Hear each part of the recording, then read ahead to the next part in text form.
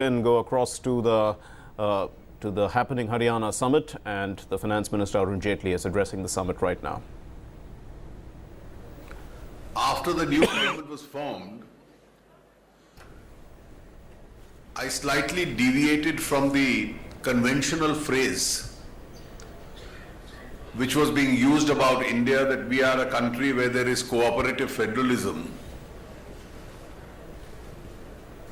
And I had, within the first few months itself, started saying that in addition to being cooperative federalism, India is also competitive federalism. The future will be competitive federalism because it's not merely the center-state relations, but it is states and states competing against each other in order to attract investment. And my experience of these several global investor meets that I have seen across the country increasingly persuades me that this is what the future is going to be. There are, of course, downsides of this also, because those who don't reform, the people in those states are going to be at a disadvantageous position,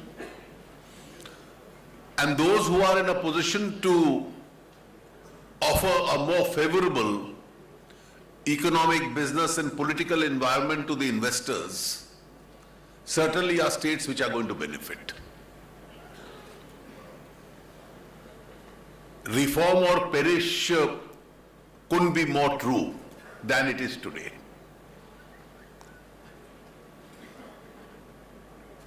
The investors, we must all bear in mind, are not philanthropists. They are business people. And for every rupee or dollar of investment that they make, they weigh each possibility. They take several factors into consideration which influence their investment decisions. And therefore, if there is an environment of paralysis in a given state, policies are not reforming, the investor doesn't feel induced enough to invest there. But if some state becomes a happening state, as you are aspiring to be, there is a natural attraction that the investing community will find himself in to invest there. Stability in terms of policy, predictability in terms of policy, the overall attitude of not merely the government, but various political formulations, because governments can change also. And with change of government, you don't want a complete U-turn in terms of policy. And therefore, these are all factors the investors will weigh. If a particular state gets an image of its ethics and integrity standards not being very high, its investments will suffer. If decision making is slow, investment will suffer. If taxation structures are very unreasonable and unpredictable, investments will suffer. And therefore, in order to make sure that investment, which is the starting point of economic activity, it will lead to job creation, it will lead to profitability for the investors, that in turn will lead to an enriched revenue with the state so that it's able to create better infrastructure, better facilities in the state itself. I think we have to all gear up in every state for a future where we then become the best possible targets as far as an investment is concerned.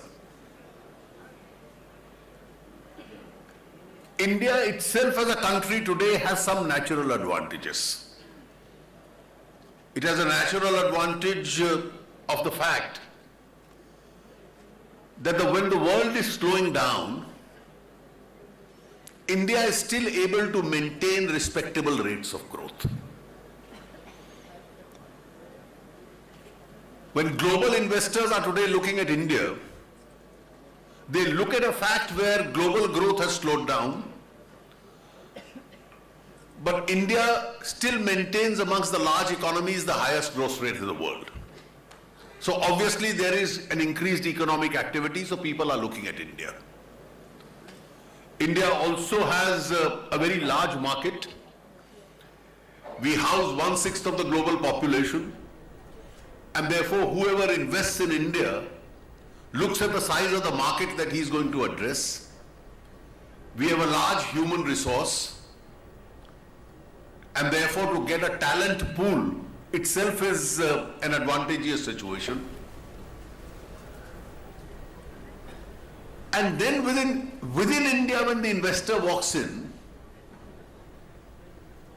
what is it that the investor is going to look at if he looks at a state like Haryana?